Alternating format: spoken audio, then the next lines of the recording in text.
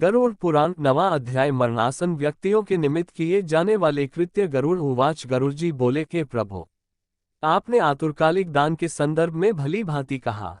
अब म्रियमाण मरणासन व्यक्ति के लिए जो कुछ करना चाहिए उसे बताए। श्री भगवानुवाच, श्री भगवान ने कहा, हे तार्क्ष्य, जिस विधान से मनुष्य मरने पर सद्गति प्राप्त करते हैं, शरीर त्याग करने की उस विधि को मैं कहता हूँ, सुनो। कर्म के संबंध से जब प्राणी अपना शरीर छोड़ने लगता है तो उस समय तुलसी के समीप गोबर से एक मंडल की रचना करनी चाहिए। वहां उस मंडल के ऊपर तिल बिखेरकर कुशों को बिछाए, तदनंतर उनके ऊपर श्वेत वस्त्र के आसन पर शालिग्राम शिला को स्थापित करें। जहां पाप, दोष और भय को हरण करने वाली शालग्राम शिला विद्यमान है, उसके सन्निधान में मरने से प्राणी की मुक्ति सुनिश्चित है। जहां जगत के ताप का हरण करने वाली तुलसी वृक्ष की छाया है, वहां मरने से सदैव मुक्ति ही होती है, जो मुक्ति दानादि कर्मों से दुर्लभ है। जिसके घर में तुलसी वृक्ष के लिए स्थान बना हुआ है, वह घर तीर्थ स्वरूप ही है, वहां यम के दूत प्रवेश नहीं करते। तुलसी की मंजरी से युक्त होकर जो प्राणी अपने प्राणों का परित्याग करता है, वह सैकड़ों पापों से युक्त हो तो भी यमराज उसे देख नहीं सकते। तुलसी के दल को मुख में रखकर तिल और कुश के आसन पर मरने वाला व्यक्ति पुत्रहीन हो तो भी निसंदेह विष्णुपुर को जाता है। तीनों प्रकार के तिल, काले, सफेद और भूरे, कुश और तुलसी, ये सब म्रियमाण प्राणी को दुर्गति से बचा लेते हैं। यत मेरे पसीने से तिल पैदा हुए हैं, अतः वे पवित्र हैं।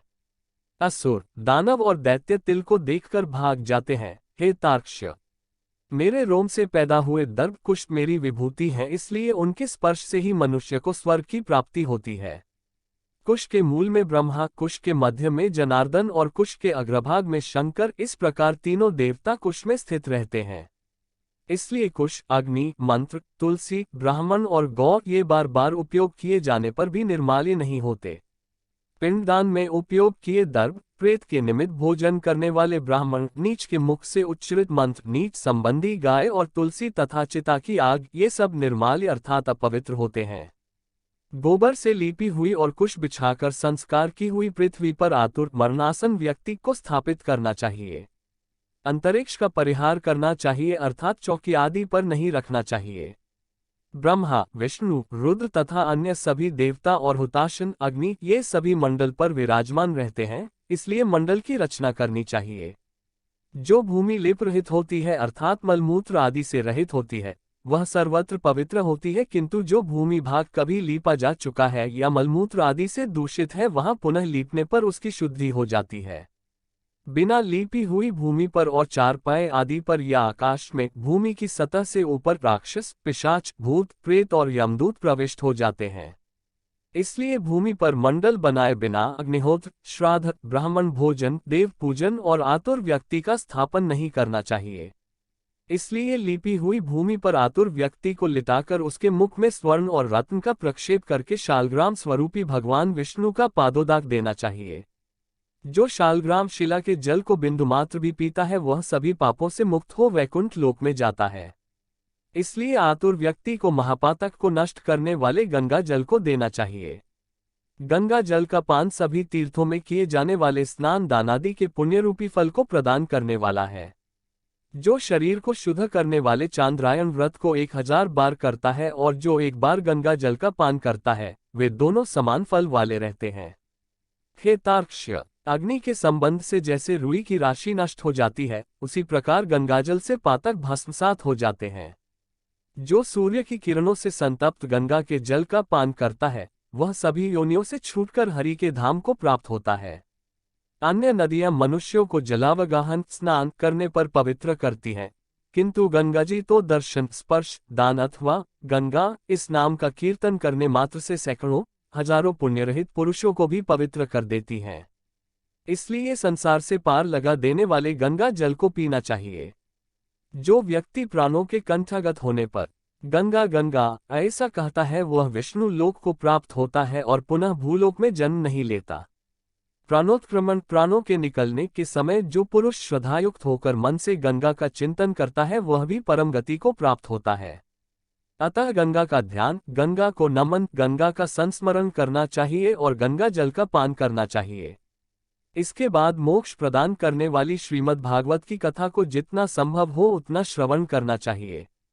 जो व्यक्ति अंत समय में श्रीमद् भागवत के एक श्लोक, आधे श्लोक अथवा एक पाठ का भी पाठ करता है, वह ब्रह्मलोक को प्राप्त होकर पुनः संसार में कभी नहीं आता। ब्राह्मण, क्षत्रिय और वैश्य को मरणकाल में वेद और उपनिषदों का पाठ तथा शिव व विष्णु की स्तुति से मुक्ति प्राप्त होती है। हे खग, प्राण त्याग के समय मनुष्य को अनशन व्रत अर्थात अन्न तथा जल का त्याग करना चाहिए और यदि वह विरक्त द्विजन्मा हो तो उसे आतुर संन्यास लेना चाहिए। प्राणों के कंठ में आने पर जो प्राणी मैंने संन्यास ले लिया है ऐसा कहता है, वह मरने पर विष्णु लोक को प्राप्त होता है, पुनः पृथ्वी पर उसका जन्म नहीं होता। इस प्रकार हे खग, जिस धार्मिक पुरुष के आतुरकालिक पूर्वोक्त कार्य संपादित किए जाते हैं उसके प्राण ऊपर के छिद्रों से सुखपूर्वक निकलते हैं।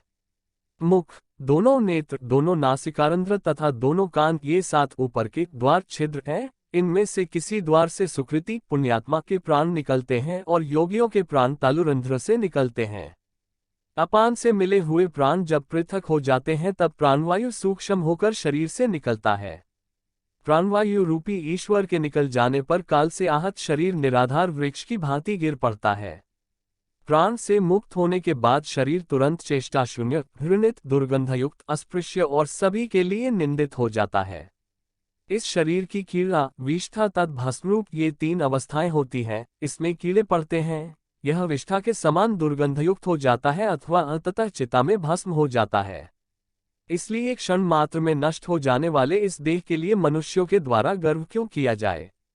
पंचभूतों से निर्मित इस शरीर का पृथ्वी तत्व पृथ्वी में लीन हो जाता है, जल तत्व जल में, तेजस तत्व तेज में और वायु तत्व वायु में लीन हो जाता है। इसी प्रकार आकाश तत्व भी आकाश में लीन हो जाता है।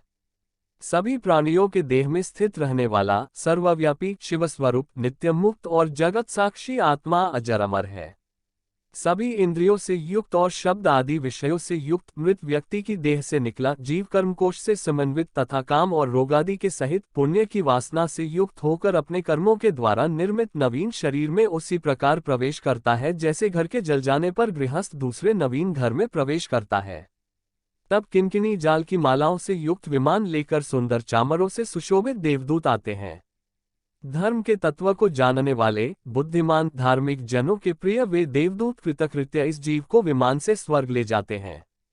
सुंदर दिव्य देह धारण करके, निर्मल वस्त्र और माल्य धारण करके, सुवर्ण और रत्नादि के आभरणों से युक्त होकर वह महानुभाव जीव दान के प्रभाव से देवताओं से पूजित होकर स्वर्ग को प्राप्त करता है।